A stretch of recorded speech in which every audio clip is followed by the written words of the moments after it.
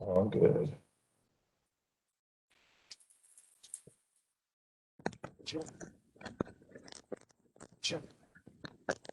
Guys, yeah, real quick. Frank's having audio issues for his digital meeting, so I'm running with it myself. Okay. All right. Bye.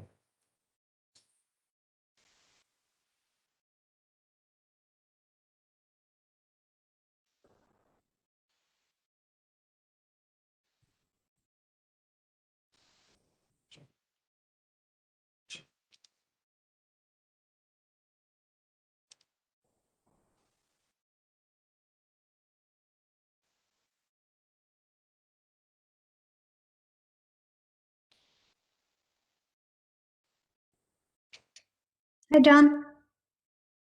Hey, Krishna, I thought you were on vacation. Yeah, this is the vacation. Right? So yeah, me too.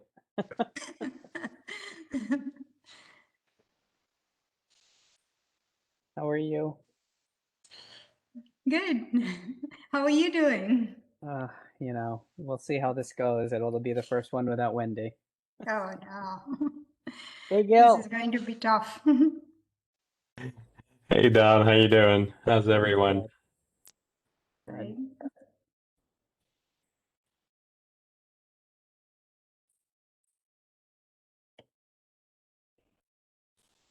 Anybody else on? Let's see. And we're about 5 minutes from going live, so we're recording. So at the hour, just take it away. Okay.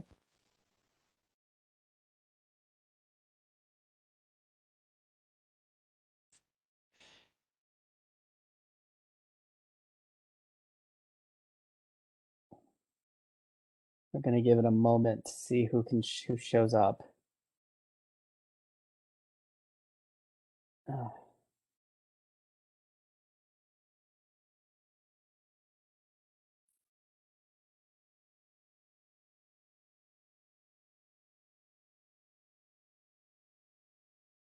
Don, are we in the same house? What? Oh, are we? Okay. I gotta check my screen. I was gonna say, wow, that looks familiar. I liked it. It looked really pretty. Okay, I'm gonna have to put the one that nobody else has. It's because of you, Gil. I'm sorry, I ruined everything. Ah. There you go. It was pleasant pick though, something more- Don. You should have kept it. I was looking for something more, what's the word? Tropical. Now your background looks more studious. I know. Now look dark and dank, like my mood.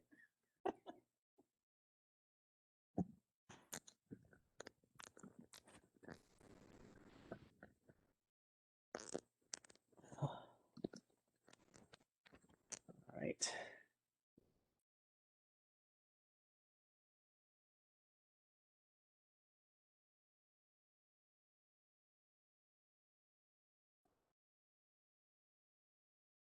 The Nagla's on and Jen Mazur's on. Great. Hey, Nagla. Hi, how are you? Good. Yeah. So we had decided before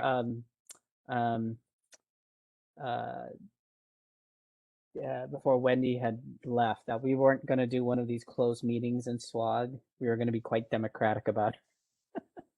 If we were going to be engaging people, we didn't want to be closed.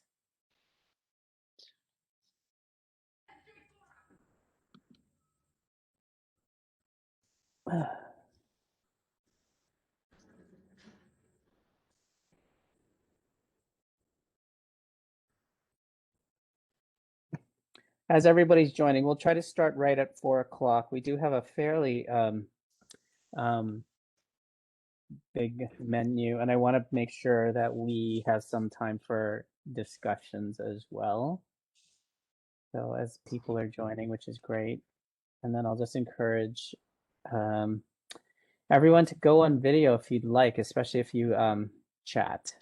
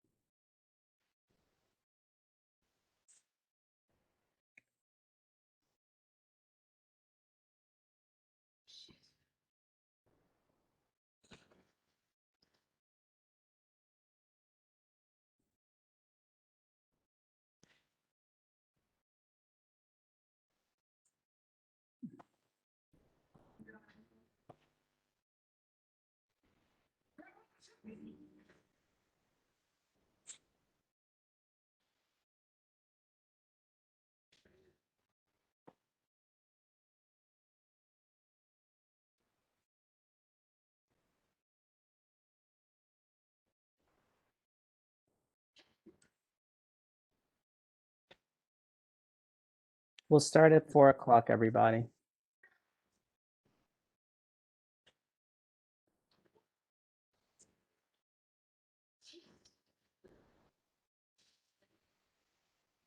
Hey, Jenny. And there's Anne Marie. Jen Mazur's on. Hi, Dawn. How are you? I'm good, thanks. You meetinged out already. I'm sure. Well, you know, if you live in Massachusetts, this is school vacation week, and I'm on vacation and doing this. Too bad you're not really on vacation then. This is, you know, there's truth to that one statement. Yes. So we had to appreciate Sam's honesty at the PAC meeting when she said, I love my kids, but I want more than an hour or two away from them. I need a whole weekend. I hear you, Anne Marie. You know, it's been a long 13, almost 14 months, okay? I didn't see you on there. That was like the highlight, right. the highlight of that whole conversation. All right, I'm shutting up because it's 4 o'clock and Don's gonna want to start. I am gonna want to start. Yep. Okay, well, I'll keep my comments to myself. All right. So what we'll do, I'm just gonna go through the list, and if you're on, just say you're here, and if you're not on, hopefully I'll just announce at the end of the meeting if you joined late to let me know. So starting at the top, Sanjay Aniha. Okay, Sanjay's not here. Lisa Barnstrom, I'm not sure is going to make it. Lisa? Okay. Morgan Cox. How about Zainab Aroglu? Okay. Mike Fish. Amy Geschwender also may not make it. And then Krishna Gunturu. I'm here. Thanks. Dan Hertz. I'm here. Great. Anthony Hicks. Joe Horn. I saw Becky Johnson. I'm here. Nagla Karem. Yeah, I'm here. Great. Jen Klemp. How about Mark Lewis? Jen Mazur. I'm here. Hi. Hey, Jenny Mason. Present and accounted for. Aaron McCaig. How about Anne Marie? I know is on. Anne Marie Mercurio. Yep. Okay, Sarah Mogalian. And then Nima Navai. Greg Nichols. Here. Lynn Nguyen. And then Kanwal Raghav. I'm here. Hey, Kanwal. Allison Rosen. Eloisa Soares. I'm here. Thank you. Thanks. John Summers. Present. Dana Sparks. Hello.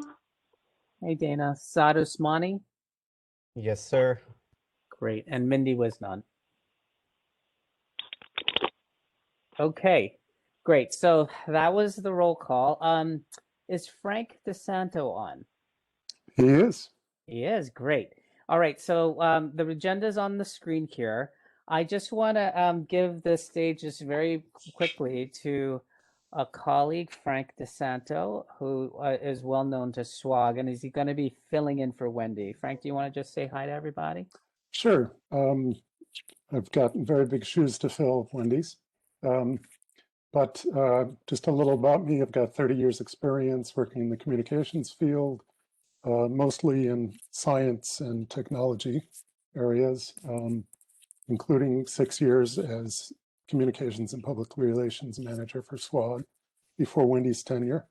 More recently, I've been editing research journal articles, and a couple of years ago, I earned my medical writer certification from the American Medical Writers Association. I'm looking forward to working with all of you. Great. We're excited to actually have you on, Frank. So I think I just heard from Hassan Navki from AstraZeneca, who we invited to talk about their digital health initiatives. I know Luca Dasani was also coming on. Luca, are you on the call? I am on. Okay, Luca, do you want us to hold until Hassan gets here?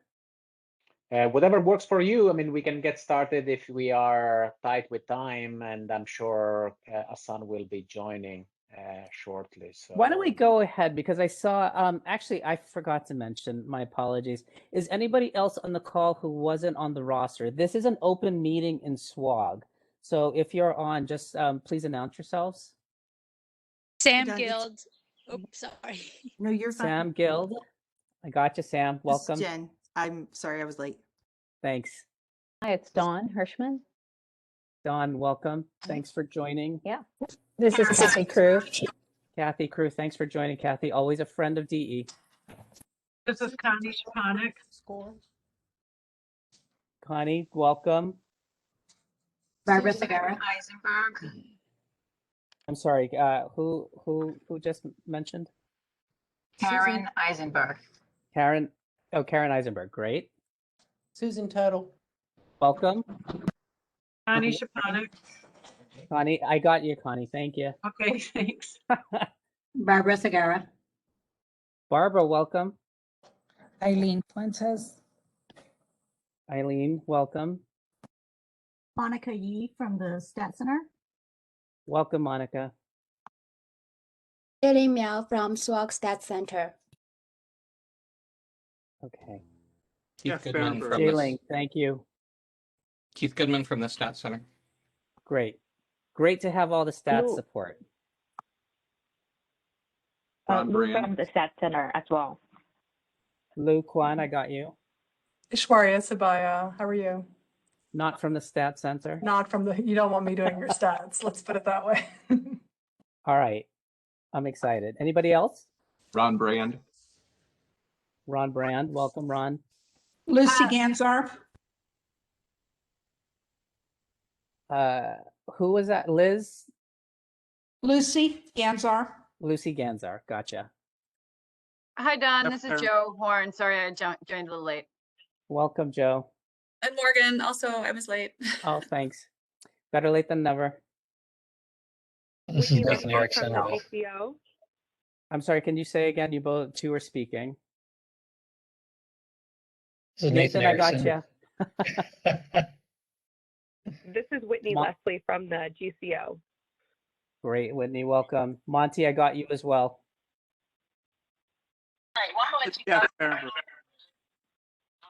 Angelique Brooks, I got you.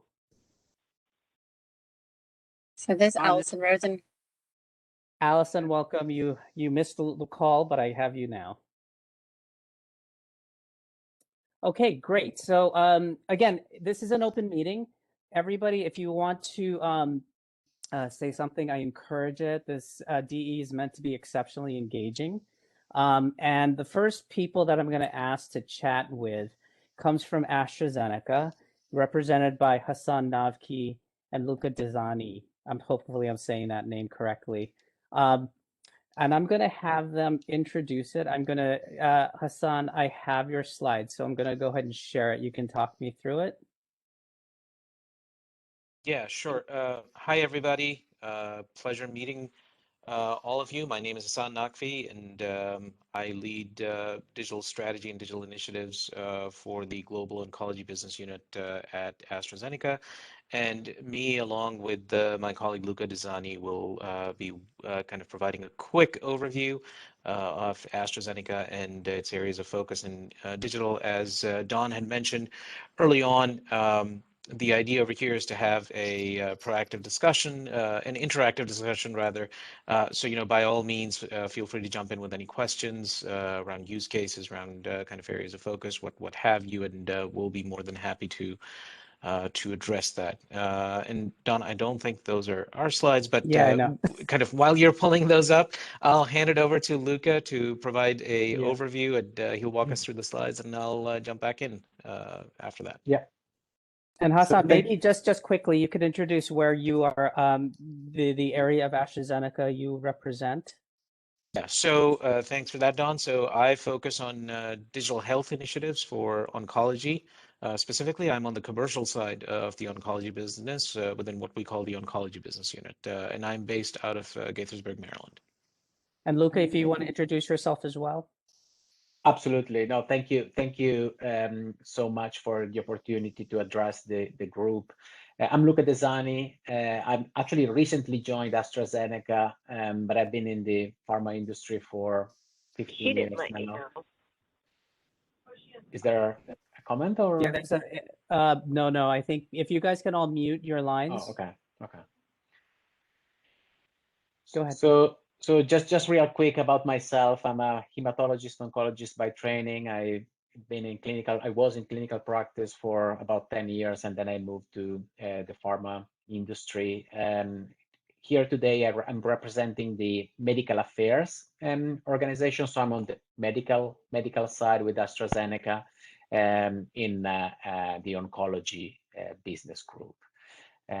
So just to kind of ground ourselves on, what we are going to be sharing with you today. There are a number of things, of course, that we are exploring, piloting, and working on when it comes to digital innovation within AstraZeneca in a number of different areas, I need to say. And the areas go from innovative medical education, leveraging social media in kind of the healthcare space, and obviously a lot regarding clinical research, data generation. And this last bucket is the one I'll try to cover today. I don't want to spend too much time in kind of the introductory piece. I'll just try to jump right in, but just for you to kind of get a sense of the 4 areas myself and Hassan would like to cover. First of all, we want to give you a sense of what are our priorities in terms of digital transformation that we are working on as an organization. And we also want you to get a sense of where you can find more details. And actually this slide that is now on the screen, I think it's a good reference. Of course, today we don't have a lot of time, but and we're only going to be sharing kind of key strategic priorities and a couple of examples that may be good for kind of illustrate some of the things we have been working on. But if you want to learn more about the different projects we now have going on, this website you have on screen, openinnovation.astrazeneca.com, is a very nice resource. And here we don't only have digital projects, but actually anything that has to do with partnerships, whether it's preclinical projects, clinical projects, access to our pipeline and assets. Here you really have, on this website, you really have everything that is a priority somehow for AstraZeneca, all the different projects that we are actively seeking collaboration for. So I think it's a nice tool for all of you who wants to learn more about, what is it that we are doing in terms of, again, digital and even beyond digital innovation within AstraZeneca. So moving on the next slide, there are 4 main areas when it comes to digital innovation in the space of clinical research, very broadly speaking. So the first one is, leveraging data and analytics, and 2 main areas regarding this point. The first one is, of course, we are always looking into opportunities to leverage existing data sets or databases to generate data and analyze data for our research objectives. So this is very much in the realm of real world evidence. And whenever we have the opportunity to address cooperative groups like your group, I always want to mention this because obviously it's very important for us to have access to robust and data sets that we can trust. Quality data is extremely important to us. So this is definitely something we are always interested in. Also, when it comes to kind of digital innovation, and I apologize, I have my baby daughter, so you may be hearing her in the background. So apologies in advance for that. So one area that is very important when it comes to data and data sets is a project that we have ongoing is to leverage existing data sets to inform the feasibility of our clinical trials. So what we are now trying to do is using data that are part of databases to try to inform and try to find patients instead of doing feasibility in kind of the traditional way and going door by door and try to locate patients here and there. If we have data sets that we can leverage to identify or pre-screen those patients, this is part of what we call smart feasibility. And this is definitely extremely important to us. The second step is trying to also use that data to match patients with trials, right? So once we pre-screen or pre-identify patients, the next step is how can we try to speed up the process of enrolling patients in clinical trials, avoiding to redo all the tests that we already have results, and try to kind of leverage all the data that is already available to ensure that we quickly enroll patients into trials. The other important point is, and I know you guys are already doing this, but we are trying to digitize the whole consent form, and the e-consent obviously is another area that we have been trying to embrace as broadly as possible. So this is everything that is, let's say, pre-trial, right? So everything I've been mentioning so far is, how can we digitize our operations before starting a study. But of course, the second big bucket is how can we digitize our operations throughout the conduction of the study. And here we have a few things we have been piloting, and Hassan will provide you with a few examples. The whole idea of remote participation into clinical trials, data synchronization, and real-time reviews. These are the three other very important areas that we are working on. And then post-trial, the priority for us is data exchange.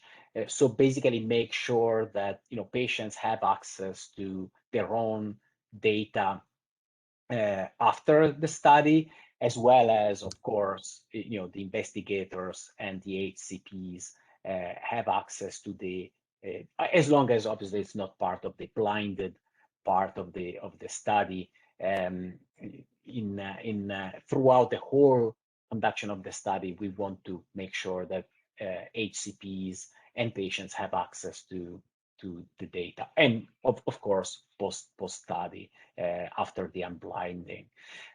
So this is, and I know we don't have a lot of time, so real quick on two other areas. One is about developing digital solutions to allow patients to have a better experience with our medications, and that's part of the management of adverse events, apps to try to improve the connection between patients and their caregivers, as well as their HCPs. And then the last bucket is the digital or kind of let's say telemedicine or digital remote health. This is the other big area that we have been working on in terms of allowing or enabling patients to get access even beyond clinical trials. This is in routine clinical practice, get access to quality care wherever they are. But especially on those few last points, we do have a few examples. So I'd love maybe Hassan to share what is our experience has been, and of course after that, if there is any questions, we can take those. Yeah, absolutely. So just to Luca's point, thank you, Luca. In terms of what we've been doing in remote patient monitoring and providing patients with options, whether that is in kind of this new world that we find ourselves post-COVID, with the newer options for integrated health, or indeed even in delivering medications more efficiently to those. So I'll just speak to a couple of publicly known examples that we have published out there. So in terms of delivering a little bit of both, but not from the US, it's actually an example out of France, which is a initiative that we have, which is called HAYA, H-A-Y-A, and the website is haya.net. And HAYA is an example of providing remote patient monitoring solutions to patients in the European Union. So specifically in France, Germany, Italy, Spain, as well as in the United Kingdom. And out of that, under kind of delivering medications in the French example, the use case is not just providing patients with that remote access to their care team that includes a validated questionnaire, that engaging with the patient, how are you feeling, how are you doing, that kind of thing, but also coordinating with the patient and enabling them to receive their infusion for their cancer medications in their house. So in the French example, there are three aspects to this. There is the remote patient monitoring aspect, which is delivered digitally.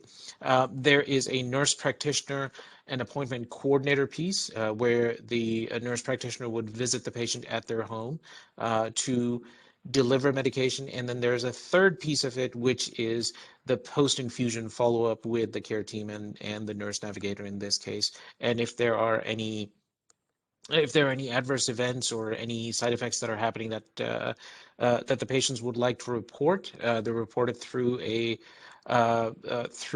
platform in this case, and the system has a little bit of intelligence built into that to raise red flags and appropriate risk factors for the particular care team for those follow-ups. So that is the example from outside the US. Within the US, we have a use case for survivorship support for patients that we did together with Duke University, Dr. Steve Paterno and his team, that resulted in a presentation at ASCO, I believe in 2019. The idea over there was to provide patients with apps on their mobile devices, together with a nurse navigator / coaching support for those patients in survivorship, to provide them with support throughout their treatment journey. So I am kind of sensitive to the time. So those were two examples that I just wanted to go over really quickly, and I'll take a pause over here, and Luca and myself will be very happy to address any questions, comments, concerns from the SWOG team. Yeah, All right. I have a quick question. I know that our data usually is, as you mentioned, digital through Epic or Cerner or any of that. My concern is always that we have so many portals. So even like molecular profiling, it comes on one area. This is one area. I feel like we should have things talk together so that we're able to have it in one place. Instead of re-entering data into a separate, app. Absolutely. Completely agree with that. And in our experience, at least in my experience, the way that we come into where institutions want us to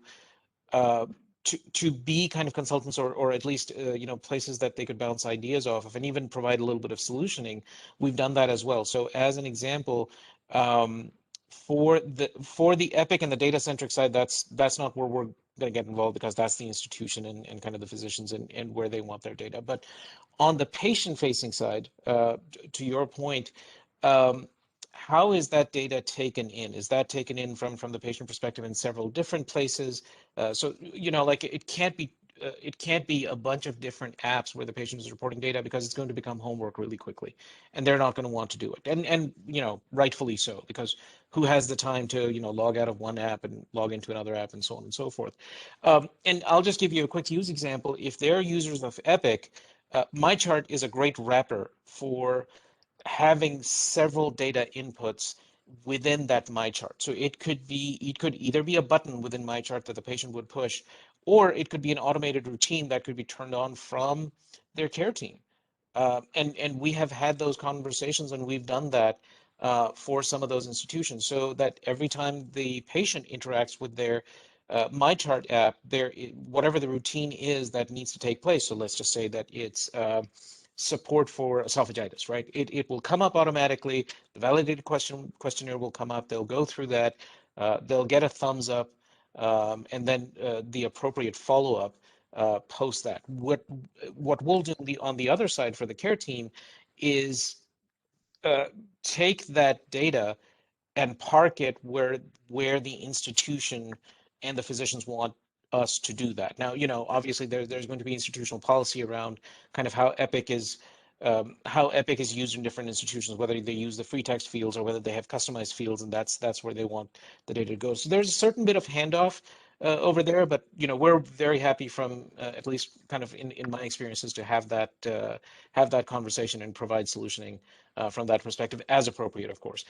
Luca, any comments? Well, actually, Hassan, let me, just because it's 5 minutes, I just want to set up what conversations are going on in the background that really I think is critical for the liaisons in the group, but also for everyone who's looking at digital solutions to target an issue that SWOG could develop into a trial. Okay, so one of the things that Hassan and I have discussed is that they're very interested in helping the patients across their journey.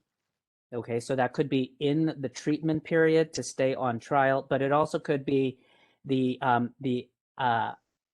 survivorship phase to the palliative care phase to symptom and quality of life management. Now, importantly, Hassan, correct me if I'm wrong, you guys are not in the business of developing your own apps and technologies. However, you would be interested in use cases with either, you know, a pilot of an existing technology in a certain use case. That this is where you guys would come in to provide some support, correct? We would. We're not a software company, so we don't approach something by building something bespoke, especially in this kind of period of time when there are so many solutions that are available. Having said that, of course, if there is a specific use case where there is no solution that exists, we'd be happy to have a discussion about building something bespoke or having something bespoke built in that particular case. I think that's the really important message that I wanted to get out to SWOG and for all of the liaisons and committees. We could engage AstraZeneca in some digital health projects, either as companions to ongoing clinical trials or as standalone projects. This could be a very important aspect to help, support those trials, specifically because, as we have heard for a couple of places, a lot of like very novel startups do not have the R&D money themselves to come into the clinical trial space. Okay, so does anybody have any questions? Dawn, I saw you put something in the chat. Did you want to just chat about that real quick? Yeah, I mean, I think one of the things that's probably a high priority area that we don't do so well at is getting patients the results back after they've been on a clinical trial. And you had mentioned that was something that you had already done some work in. And that would be an area where I think you could really do a SWOG project to see how, where there could be something very specific, whether it's hooked onto one trial or return of results over a fixed period of time, to see if we could improve and capture that patients got the information know what arm they were randomized to, know what it means, kind of thing. I don't know, Don, if if you're looking for new ideas, that would be something that I think would be important. I think that's a great idea, especially sort of looping around to complete the clinical trial process. That's actually a pretty novel one because I don't think there's been much energy in that place. Craig, you had something to say? And if you guys can raise your hand, that'd be great. I'm actually seeing some raised hands, which is cool. Yes, and this is maybe a bit more general question, but and I know AstraZeneca is involved in CancerLink. Are you interested or have experience partnering on developing structured data sets that are more suitable to sharing than our current balkanized data structures and systems? And also, how would you work with large multi-institutional systems like a Kaiser or a Intermountain and some of the more population-based medical systems? So maybe I can try to answer or make a quick comment on the previous point and then on this one. And Hassan, please feel free to chime in. So regarding the access for patients to trial data, honestly, that's an easy thing. Well, in theory, it's an easy thing to do. It's a must do. In my mind, it doesn't make sense that a patient doesn't have access to their own data at the end of a study. And that's something that, back to the initial point, ideally, a patient should be receiving everything in their My Chart or in their EPIC at the end of the study, right? So that's the kind of ideal world. So that's a very simple project that we can actually potentially even do within the context of a registration study, right? So we can, any of the studies, we pick one study, obviously we need to create the technology behind it, but it's something that we can do, and I'm saying easily, but I don't mean to say that it's an easy thing to do, but I see that happening in the context of a registration study. If we want to do something innovative in terms of piloting a new app or doing something where the app itself can actually be kind of the primary objective of the study, that's something that we may have a bit more challenges to do in a registration setting, because of course, then you have the FDA involved, and anything you do in a registration study, it's a bit more scrutinized.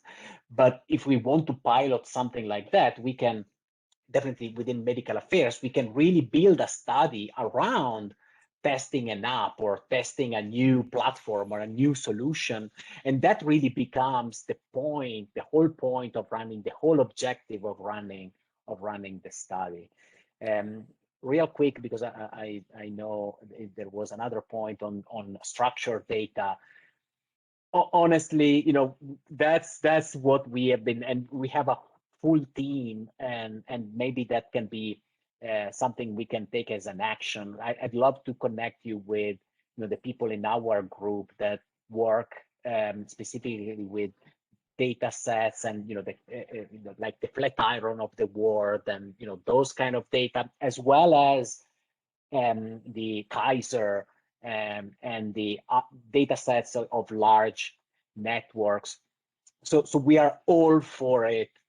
We are really trying as much as possible. The challenge has always been anything that is unstructured is very hard for us to analyze and to leverage. But anything that is structured, we are always open to any of those collaborations with any entities that have structured data available. Hassan, anything else? Well, I think we're running out of time, so let me just rein this back just a bit. I do want to make sure Dana Sparks has her chance to ask a question, but Dana, I'll give you the last word. In terms of action items going forward, Hassan, maybe what we'll do is have a debrief after this call so I can try to generate a next steps. I will be talking to Kathy Albane of CTP, and perhaps that will be a nice mechanism for us to circle back. But Dana, do you want to introduce yourself and ask your question? You're on mute, I think.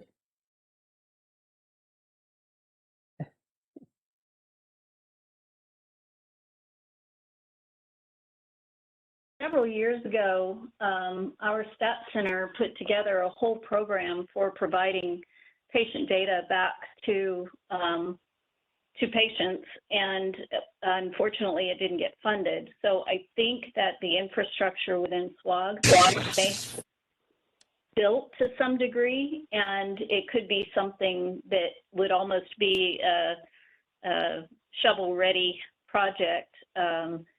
It would be worthwhile looking back into that. And Monica, I know, is on the phone. I don't want to put her on the spot, but she was really involved in that project as well. Dana, I think that's thanks wonderful. for bringing that up.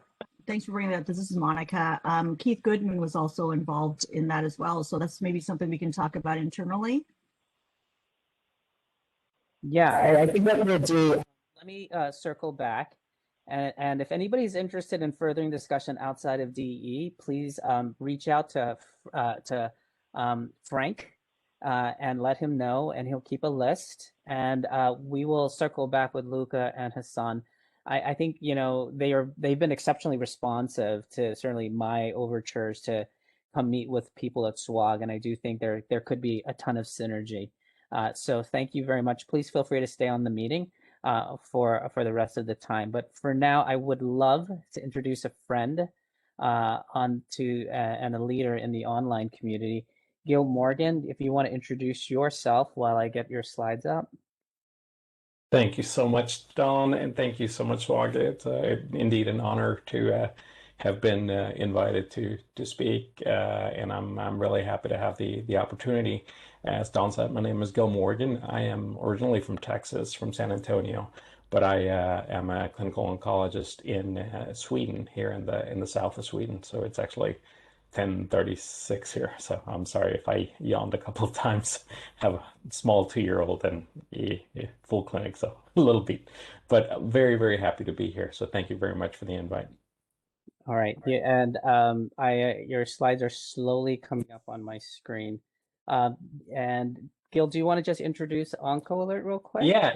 I'm sorry about that. Yeah, so I am the director of Oncoalert, which just basically means I started Oncoalert a couple of years ago, and I would like to give a little presentation on what the network is, what we have done, but most importantly, one of the things that I want y'all to keep in mind while I give this small summary of what we've done, what we've been able to accomplish, is the possibility of doing work with groups like SWOG and being able to help oncology, because quite honestly, that's what we're here for. Everything that we do is completely pro bono. There is no money, there's no funding, there's no support. Everything is done because we have an amazing faculty, and we'll go into what it means to be part of the faculty and what we've been able to accomplish thanks to them. So who we are, I think we can move on to the next slide. I'm sorry, Don, I didn't know you were going to control them. So there might be too many slides. So move on to the next one. So basically, Oncoalert came out of observation that in order to stay up to date with oncology information myself, I had to follow several people in order to form my own network.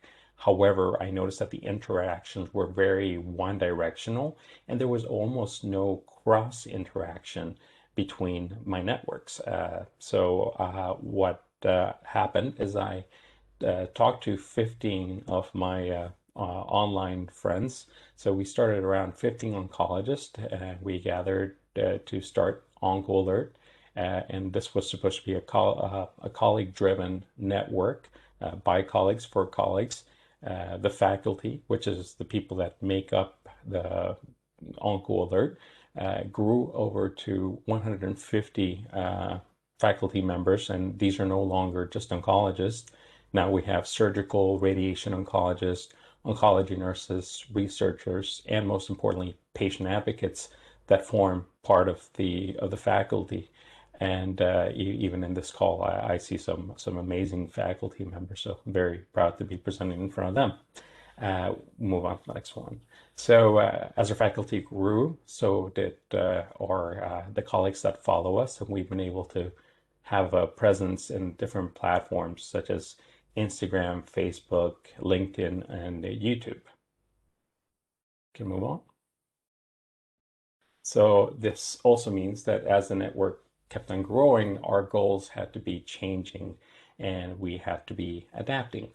So we started as a way to support and amplify oncology information.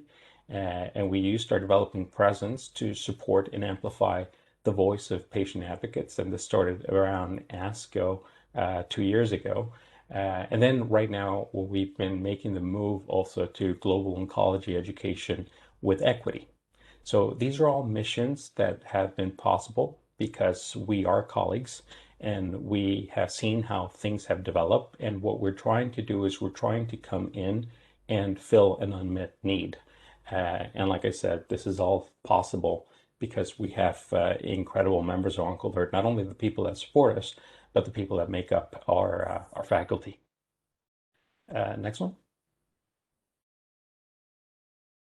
Next. Thank you. So Oncoalert has been able to adapt. We've been able to have a presence.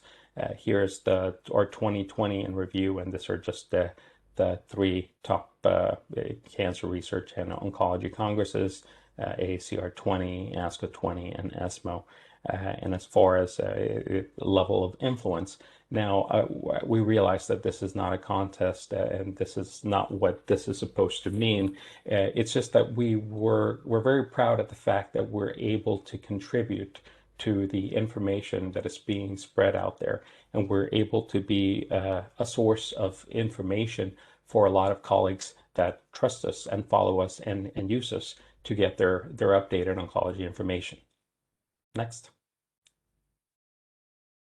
So we have been able to spread out to different platforms in order to reach all corners of the globe and approach colleagues differently depending on the platform. We have as a goal to take the current discussion that is happening in oncology and deliver it across all platforms and not just having it be on Twitter. We do this by having amazing editors in different platforms who individualize posts based on the region of the world that they're trying to reach. The great work of these young oncologists allows us to stay relevant, keep the conversation going worldwide, be culturally diverse in our engagement, and deliver things to colleagues in our platforms that they're more comfortable with, not one that we're more comfortable with. So we have our editors here, and we're missing one, Meredith, that we just, she just came on from the Philippines. We have Petra from Croatia, Katsuki from Brazil, Mariana from Portugal, Umbarti from India. Next.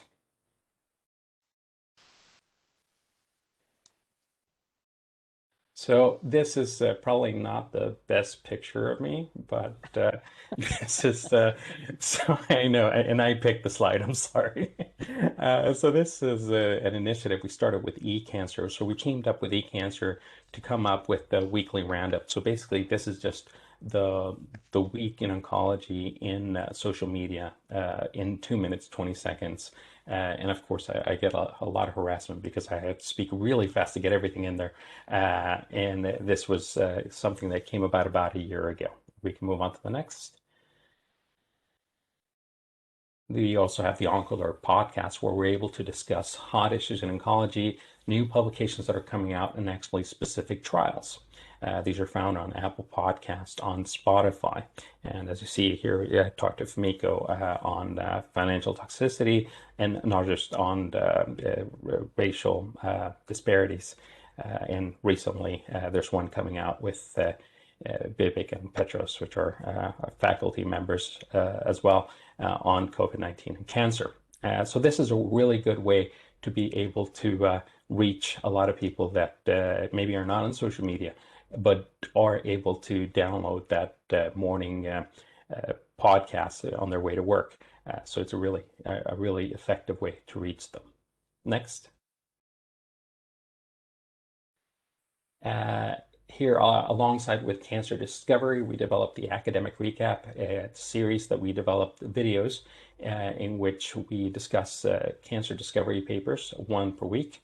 And the great thing about this is that not only do we get a really good discussion from our Oncoalert faculty members that are leaders in that specific field, but Cancer Discovery takes that paper away from behind the paywall for 1 week so that everybody can participate. That is regardless of financial capabilities, and no matter what one is. If you could be for a patient advocate, a nurse, an oncologist, you could be in India, you could be in the US, it doesn't matter. It's free for everyone for 1 week, so we can all partake in that discussion.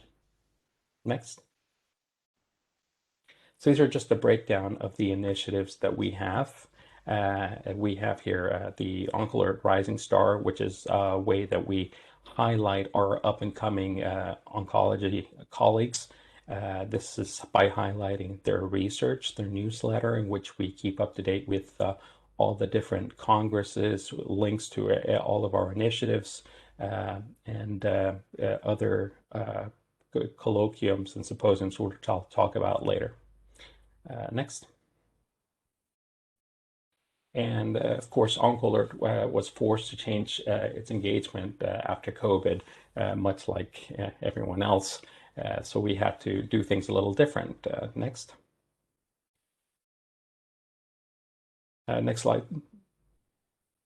So we started with the roundtables where we were able to discuss the pandemic with not much was out there. And this was the original Oncoalert roundtable that we had right when COVID was in full bloom in Italy. And here we had the 21,000 views worldwide in the first 24 hours, which was incredible. And I understand it because quite honestly, the reason that we did this is because we knew very little of what was happening. So we were taking lessons from our Italian colleagues in order to prepare ourselves for what was to come. Next. And then we were able to, once we discussed Italy, we were able to take that conversation to the global scale. And here we have the honor of having Skip Burris representing ASCO, Solange Peters representing ESMO, John Charles Soria, Dresser Fontes, the coming president of ESMO, Darcy Burbidge from EONS, and just amazing people that were there. Janet Freeman was there representing the patient advocates. So we were able to make that conversation a little broader. Next.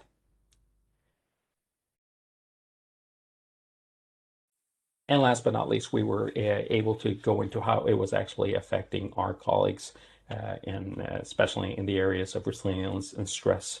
And here we were able to discuss things like how this was contributing to burnout. We had our wonderful Oncoalert colleague, Christian Projo, come in there, who is a psych oncologist, and give our young oncologists some tips on how to handle it. Next.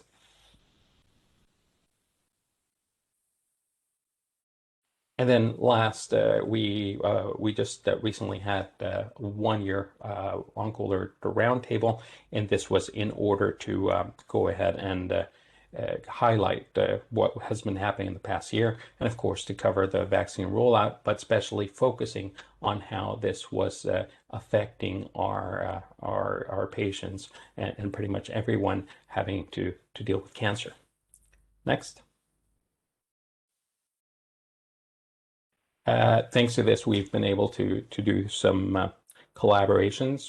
This with the European Society of Medical Oncology. We've come out with different surveys. We had these surveys have led to actual publications and presentations at ASCO, at ESMO, and also at the San Antonio Breast Cancer Symposium.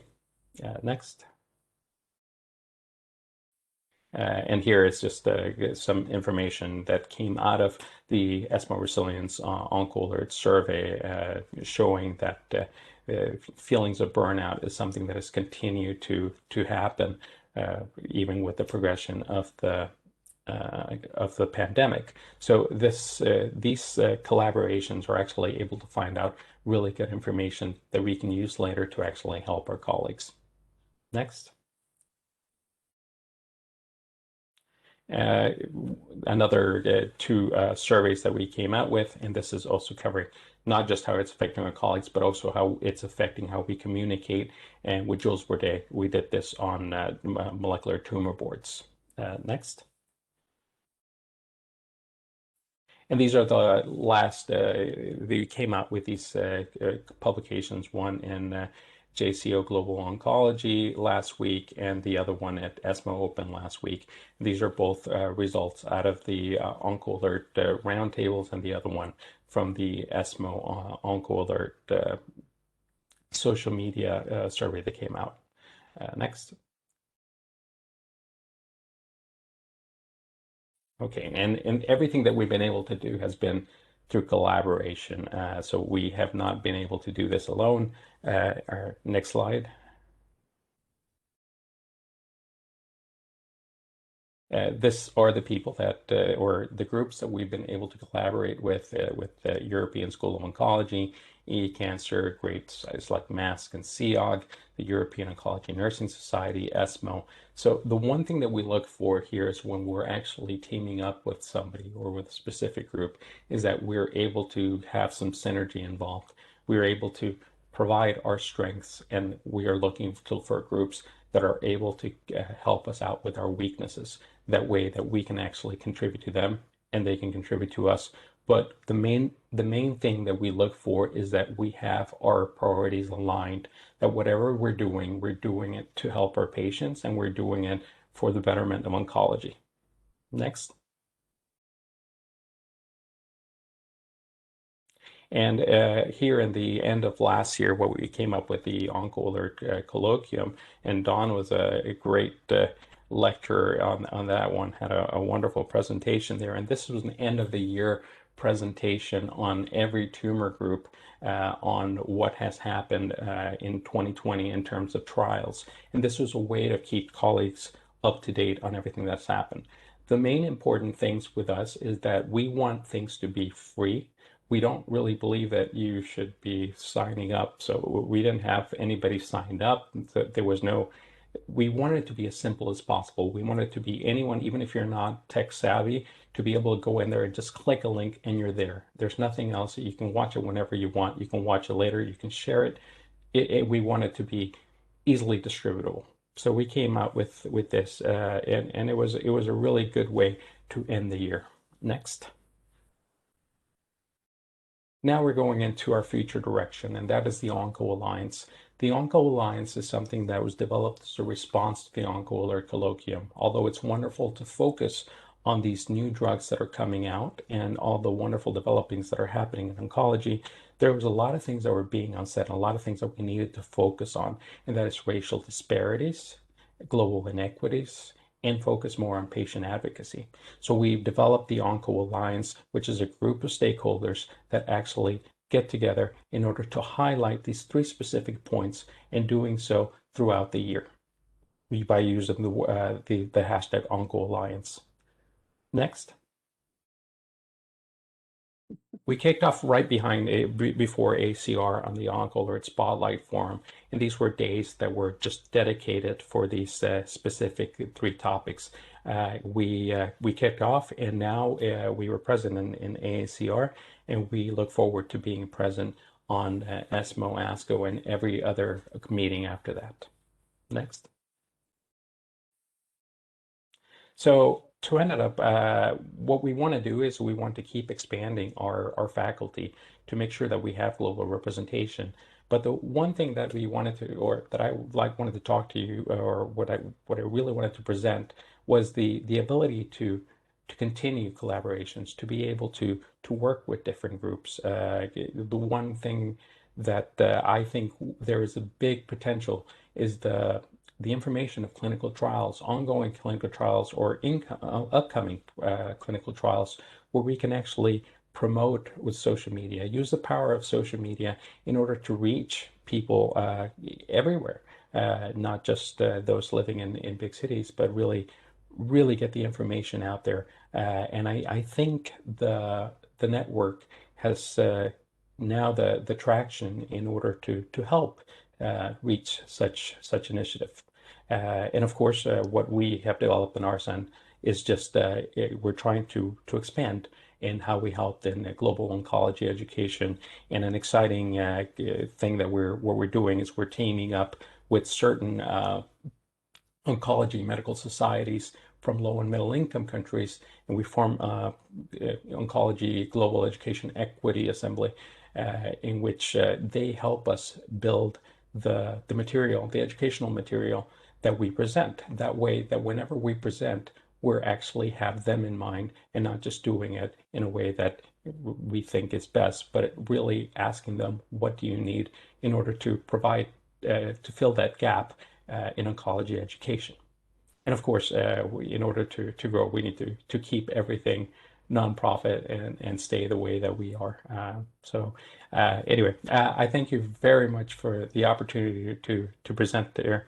And I'm sorry if it's a little informal, but that's really what Oncoalert is. Oncoalert is just colleagues. Oncoalert is nothing more than people that care and people that really have these values at their hearts. And whatever we do, we do it because we love it. And we're very lucky to have the support of a lot of people in this call, and of course a lot of our colleagues worldwide. So thank you very much. Thank you. We are running out of time, but I would like to provide 5 minutes for any discussions from the committee to Gil. Just to note that I've never met Gil in person, that I've only known him through social media, and his platform has been actually quite exciting. But any thoughts from the committee? Feel free. I think since we do have some leadership on the call, I think it might be very intriguing, Gil, to sort of chat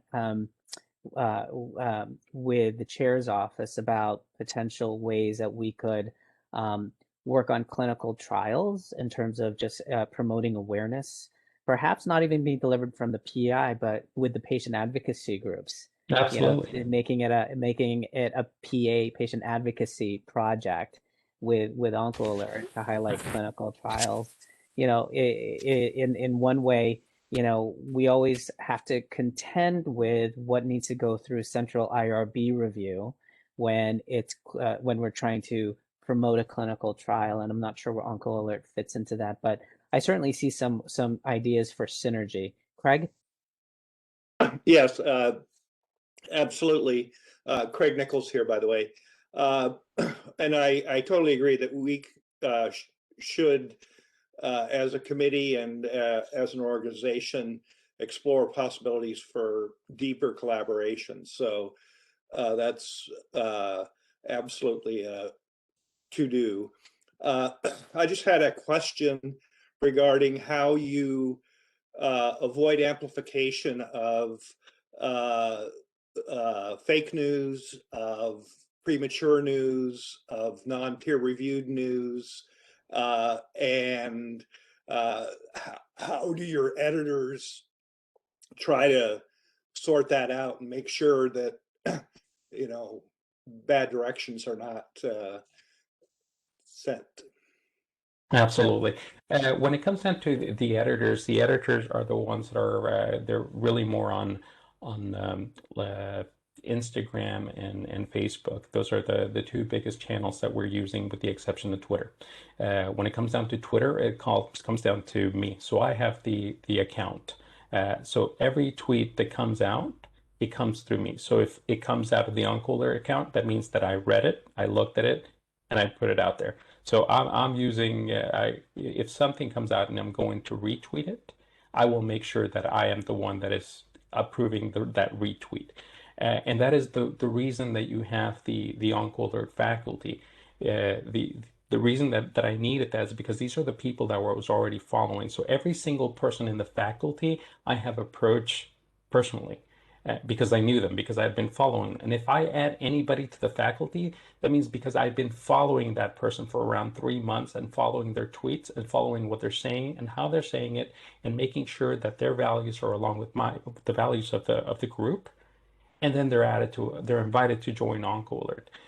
So I use not only my judgment to make sure that whatever that's coming out of the Oncoalert account is legitimate, that it's coming from, that it's peer reviewed, but also if it's coming from my Oncoalert faculty, then it's a lot easier to know that, well, this is reliable, because the people that are actually coming out with are actually people that have very big reputations, and I don't really think that they would be putting out that kind of material.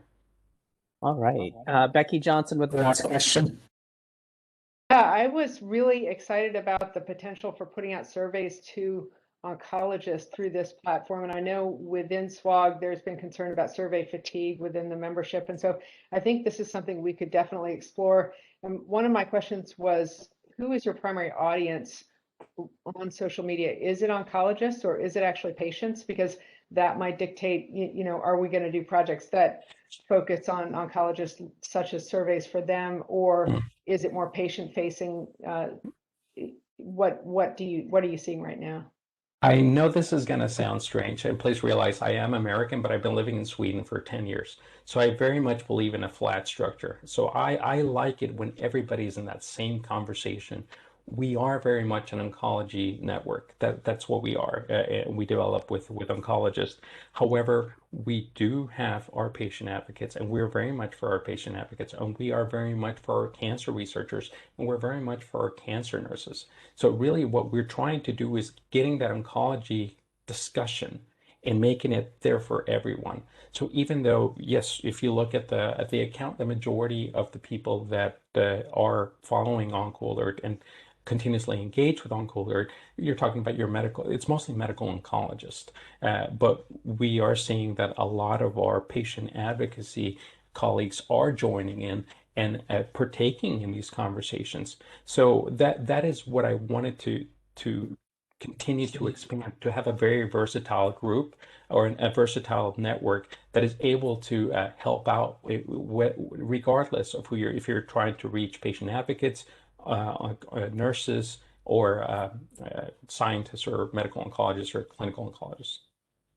I think just to close up this point, I would love to further this conversation with you, Gil, as in terms of how SWOG itself would like to or could actually interface with Oncoalert. If anybody is interested in a second conversation in the next couple of weeks, please text me directly of your interest, and I'll get a call scheduled with Gil through SWOG. Thank you very much, everybody. Okay, Jonathan Summers and Eric Stone are going to present an update of Cancer Briefs. I think they're presenting their third one. Jonathan, you should be able to share your screen. Great, thank you. Hi, Don. Hi, everyone. Jonathan here. Eric's here as well. We're here, as Don mentioned, to show episode 3 of Cancer Brief. As a quick reminder, the Cancer Brief project is a Hope Foundation pilot study. Episode 1 is a faux news show in the tone of Vice News about cancer clinical trials on a whole and the Hope Foundation. Episode 2 is about cancer disparities in the tone of it's a PSA straight to camera. And episode 3 is seeing to test if we could increase awareness of one specific trial. Working with recruitment and retention, they said that they would need help with S1501. So I'm going to share my screen. Did I also share audio? I always seem to. Let me know if you guys could hear this. Don, shake your head. Could you hear it? I can't hear anything now. No audio. Just 1 second. Let's see if my guy. I don't know if WebEx has something that you can optimize for.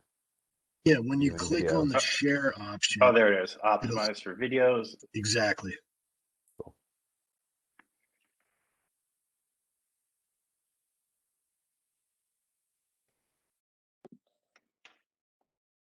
It's making me. Eric, do you have it on? Yep. We'll let Eric share the screen. Sorry about this. You should be able to share the screen, Eric. Okay, so if I click on share, it's going to give me the option to optimize motion and video. There we go.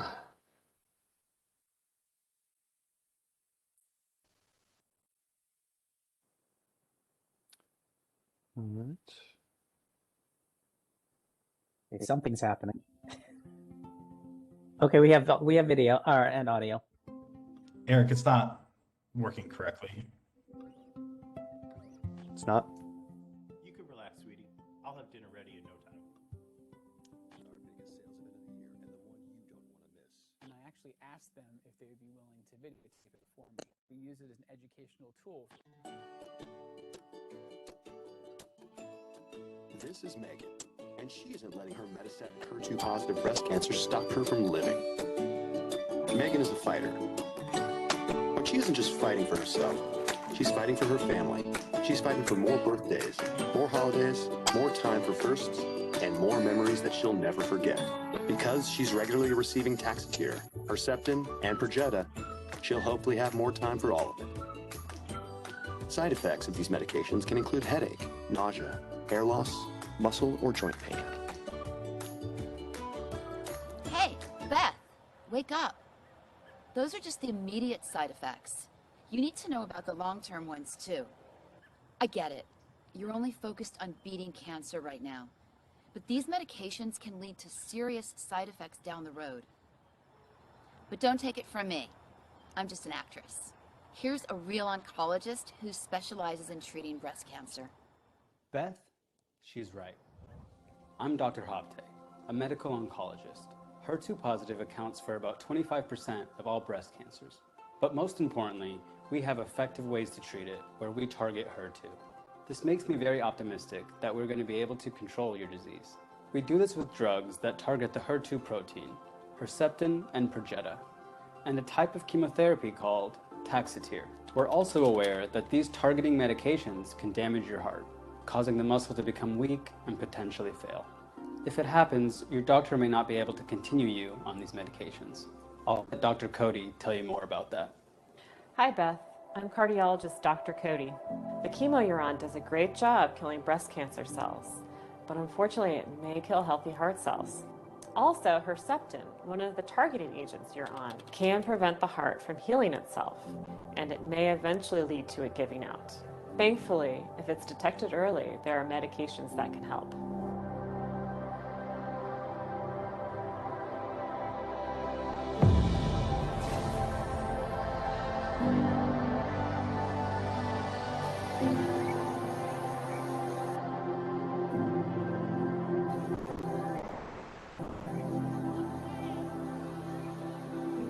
See, Beth, I might be a breast cancer expert, but I'm not an expert of the heart. And I'm a heart expert, but not a cancer expert.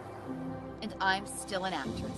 That's why we're working together. We're seeking a way for HER2-positive patients to continue on their medications, while also avoiding heart problems. Okay, so how do you do that? The medical community does this through clinical trials. These are closely monitored studies, done in the safest and most ethical way possible, so we can improve treatment with new medicines and methods of care. Some pharmaceutical company trial? Well, that's one type of trial, but there's many different types. The cancer trials we conduct are taxpayer-funded, designed and run by doctors, and patients volunteer for them. Our trials are supported by the National Cancer Institute, or NCI for short, which is part of the National Institutes of Health. In these trials, doctors, nurses, scientists, statisticians, and other experts collaborate to answer important questions so we can improve the outcomes of all our patients. Are you running a trial for patients like me? Yes, it's SWOG's S1501, and it's being offered in nearly 100 hospitals and clinics across the country. In S1501, some HER2-positive breast cancer patients will be given a blood pressure medication, carvedilol, while receiving treatment. We hope this will allow patients like you to continue their cancer medications longer and thus increasing your chances for survival. Plus, it gives us a better idea of how common heart damage is in breast cancer patients who are at risk for developing heart issues and who are taking medications to target the HER2 protein. By enrolling in this trial, I'd be helping other HER2-positive patients? It would help us answer questions that we don't currently have the answers for. But if the trial is positive, it might mean carvedilol can be helpful for patients with other types of breast cancers. For more information, visit cancer.gov and ask your doctor if S1501 is an appropriate trial for you. I'm enrolling in S1501 not just for myself, but for all the other women in the future who will be diagnosed with HER2-positive breast cancer. Did my doctor ever say anything about a clinical trial? I don't think so.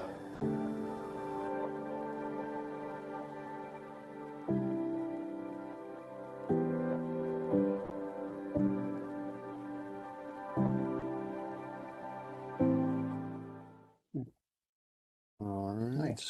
All right. Thank you very much. Thoughts, comments for the team? I thought it came out very nicely. You know, the audio wasn't in sync clearly, but you know, I think the way the story is told, it was very nice. I like the racial balance is actually really important, and I think you struck that very well. Anne-Marie? So I just want to say that when I watch television and I see real commercials, Mark put it in the chat. I actually want to throw something at the television because so I really appreciated and I'm still an actress line. I thought that was genius. And the fact that the woman looks like a relatable patient that's got questions, and the way she's like, you know, all right, so I know Taxotere can cause neuropathy, and she's sitting there trying to feel her hands. Like, there were so many little gems throughout that I think are patient relatable, and I think it's important to you know, note that this is supposed to be patient facing material to try to get you know, get that population involved in this clinical trial. So Jonathan and Eric, I think you did a fabulous job of capturing from the patient lens. I don't know how the oncology community will feel about it, but from a patient perspective, I thought it was phenomenal. Becky I Johnson. think, yeah, I think the best part of it is, you know, the way it's not like the traditional boring doctor's talks, and you know, when it's to the public, of course. So in the way that it's coming, I think it's very informative and simple for everybody to understand. Thank you. Rebecca, Becky? Yeah, I thought it was beautifully done how kind of in her, you know, scenario by the playground, the swing and stuff, that they bring the people on TV right to her and have a conversation. It is remarkably effective, I think, because people really want to know their doctors. And I think a lot of people's fears about clinical trials relate to the fact that it's some sort of faceless, unknown, you know, professional who's going to sort of try to do this to them. And so to sort of help the person understand that these people are on TV, but yet they're talking straight to her, I thought was very effectively done in this. Thank you. We never intended that someone from AstraZeneca would be in this meeting. So I was like, oh God, a little nervous now. But, you know, a bit in writing, there's a term called leaning into the punch. And what that means is if there's something obvious, right? Like, you know, you shouldn't go into that shed because it's dark and there's a murderer there. Like, so you say it. So when we approached this project, it was like, what are the classic tropes of every pharma commercial we've seen? So let's lean into that. And once you lean into that and establish it, and you're like, oh God, not another one, then you could break that fourth wall, and then you could have some fun with it. You know, like them, you know, on a swing saying like, I'm still an actress, because it then affords you that room and real estate. And that's what people are going to remember. Like, we showed this to people who aren't doctors, and they don't know, they have the fundamental idea of what is cardiotoxicity. And so, yeah, we were really happy with it. Great. So Jonathan, just remind the committee again your rollout of the 3 videos and when we might see some data from them. Yeah, it's we're going to circle back with the Hope Foundation and SWOG. I think we have a call in a couple weeks about that, but it's going to be a campaign involving Facebook and other social media places where it'll live. Episode 1 is going to direct people to the Hope Foundation. Episode 2 will be to SWOG's main landing page. And then episode 3, this one, will be to SWOG's trial page for S1501. We'll probably use a tiny URL site because it's just easier direct people that way. And it'll probably be a campaign 8 to 10 weeks or so. And then after that, we'll have some metrics to report back to the committee with what our findings are. That's wonderful. I can't wait to see. And again, the whole interest in this project, which was funded by the Hope Foundation, was to see what is the potential return on investment if we go through this sort of infotainment way to communicate cancer-related topics. So look forward to that. We are now at almost 17 minutes. And I did want to provide a bit of an update. So is Saad Usmani still on? Saad? I was hoping you would still be on. All right, so one of the projects that I believe Saad is still working on with the melanoma committee is involving the Aura Ring, which is an activity tracker that one wears on their hands. I am actually wearing such a ring. And so is Mark Lewis, and so is Anne-Marie and Eric Stone. So I believe that the pilot project was going to be an accompaniment to an ongoing clinical trial to provide the rings to a subgroup in the context of a trial, collect the data, and then use that data, which is prospectively collected, to correlate with endpoints of clinical interest, and to use this sort of to search for perhaps novel biomarkers for areas of interest, for example, neuropathy risk, neutropenia risk. And so I was hoping to hear something about that. And then Heloisa, are you still on? I'm here, thank you. Hey, I was going to give you 3 minutes or so if you wanted to talk about your PNET study and potentially where videos or novel communication methods might be able to come in. All right, sounds good, thank you. I won't go to all the slides, but I try to share, if you guys see it, just to give a title and so forth. So we, through the GI Steering Committee, for the last several years have been talking about an adjuvant study for pancreatic neuroendocrine tumors that have high-risk features for recurrence. And there is a small population of patients. So let me stop this because I don't think it's moving that well. Anyway.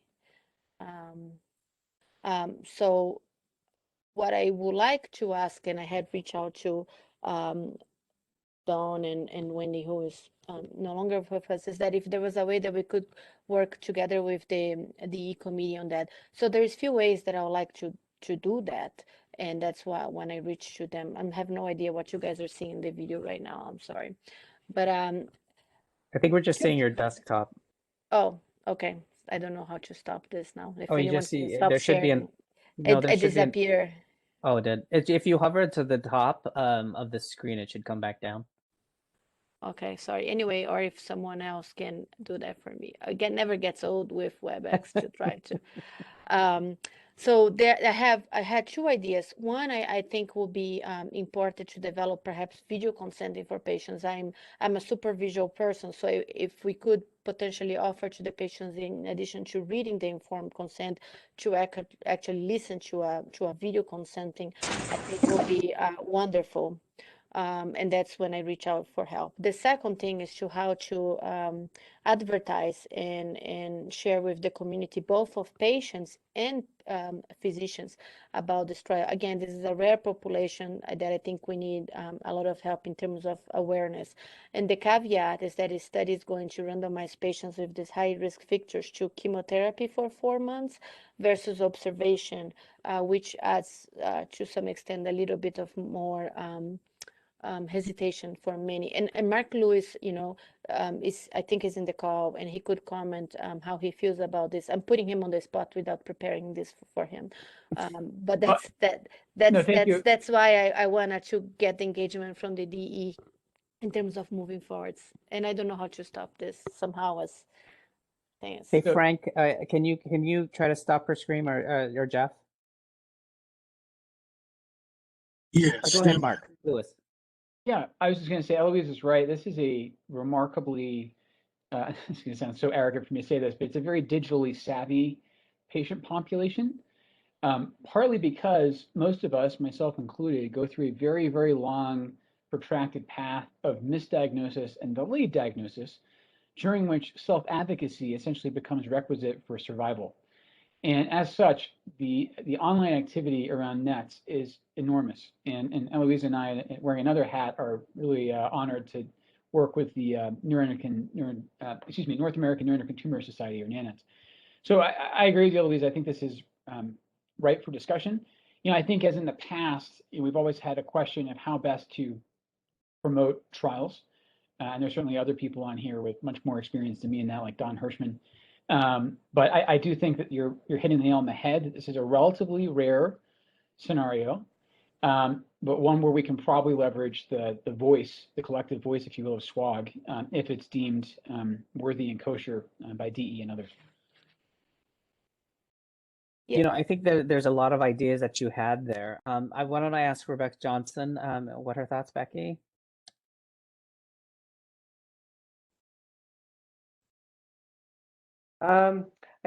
Really ditto what Mark said. I think that there's a lot of potential, and we can talk about specifics. But yeah, I don't have any. Your hand is raised, that's all. Oh gosh, I'm sorry.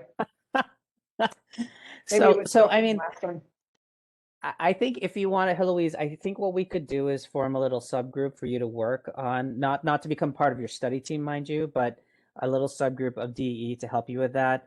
There are certain concepts that you mentioned there that we've been discussing for a while. Maybe Jen Mazer may be able to comment as well.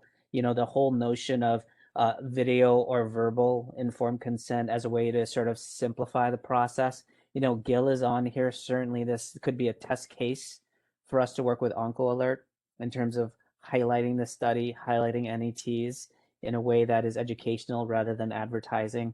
And then Frank DeSanto, I'm just going to put you on the spot too as well. We could also highlight this trial as it develops for its first fully developed social media toolkit that can accompany the central IRB application for review.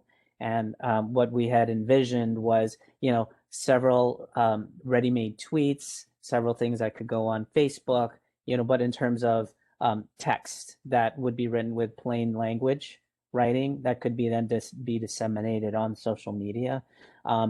If you want to work with, us, I'll ask Mark maybe to form a little subgroup of DE that could help you develop the concept, develop the messaging, and sort of take that the next step forward. Gil, if you're able to, would be a great place for you to join as well. Any other thoughts on that? Okay, I think we're actually going to end on time, which I'm just so excited about because I'm almost anal retentive about it. All right.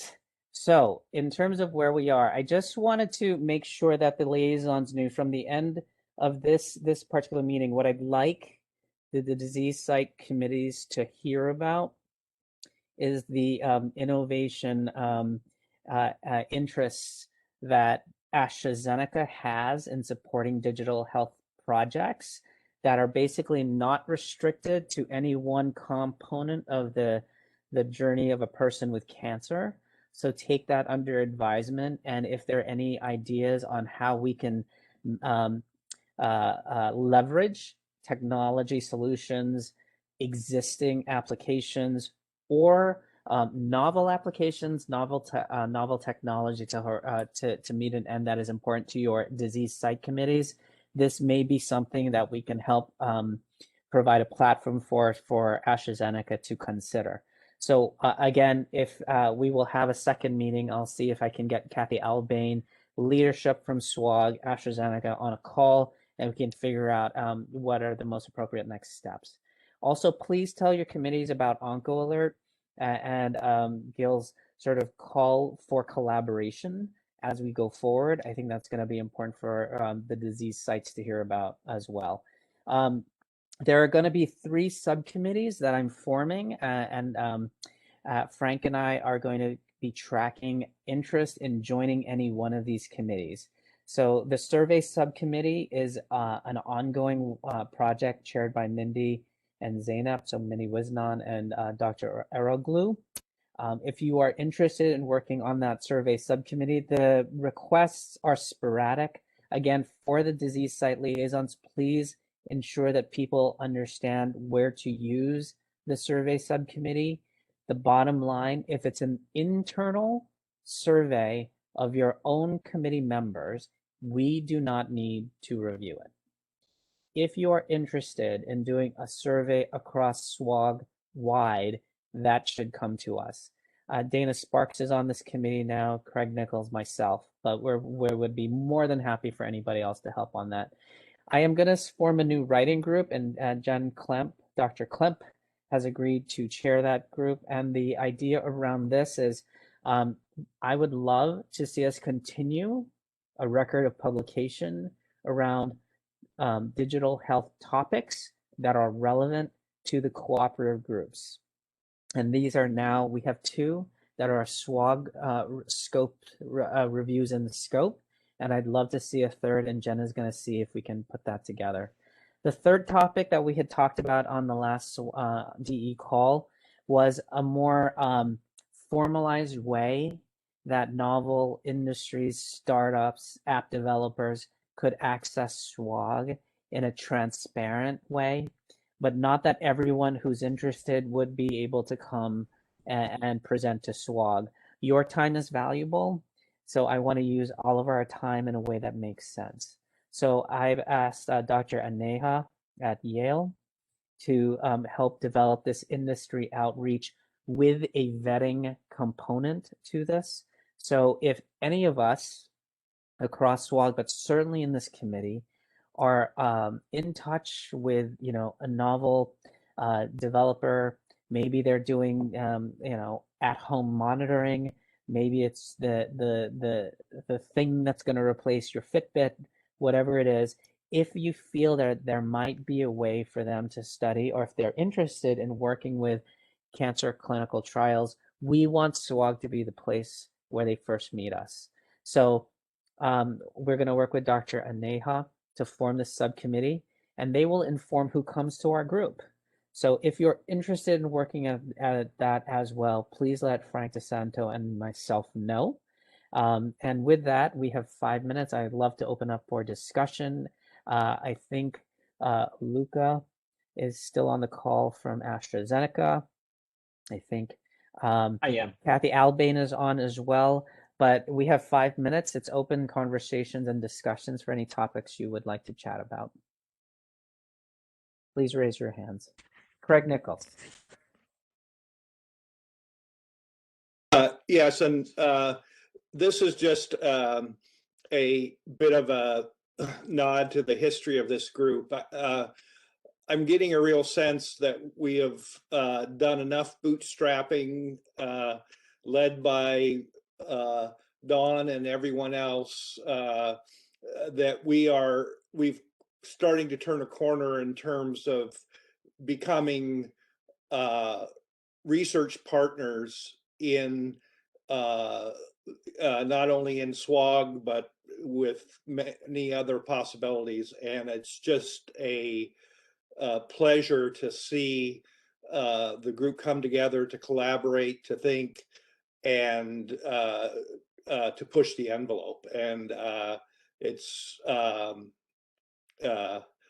you know, it doesn't always happen, and the hard work and imaginations of this committee really have helped us get there. And thanks to you all, and particularly this meeting is extraordinarily interesting and an extraordinary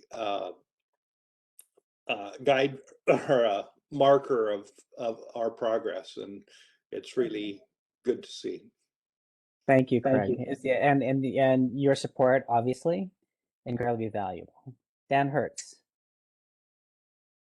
Yeah, I just wanted to make sure that everyone in the committee knew that the Symptom Control and Quality of Life meeting on Wednesday at 11:15 is having a symposium on wearables in symptom research. So they're trying to think about what's going on in the PRO space for not just PROs, but wearables to monitor for side effects and things. And I think that as they're moving in that direction, the DE committee should definitely try to be involved. Thank you. And Dan, please let them know that we are their liaison. And again, just state for the obvious that we would love to get involved early rather than later in the process. Kathy Albane. You're on mute. Sorry, I had to miss the first part of your meeting, Don, and thank you so much for liaising with clinical trials partnerships. I think that your audience may or may not be aware that SWOG Clinical Trials Partnerships now is a new task force, which I was just explaining in the open forum that was concurrent with your meeting. And you are on that, as well as others who with expertise in non-drug research opportunities for the group that are not being done on federally funded studies, or even might partner with one, with an industry partner and say a new wearable with another trial. So, you know, you're part of that too. And we've already had one meeting.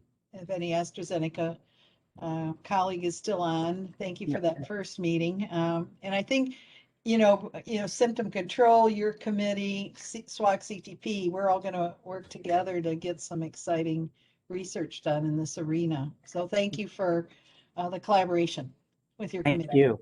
Yes, and I think, Kathy, what I said, I'm going to try to arrange for a second conference call with our AZ partners to pitch a way forward.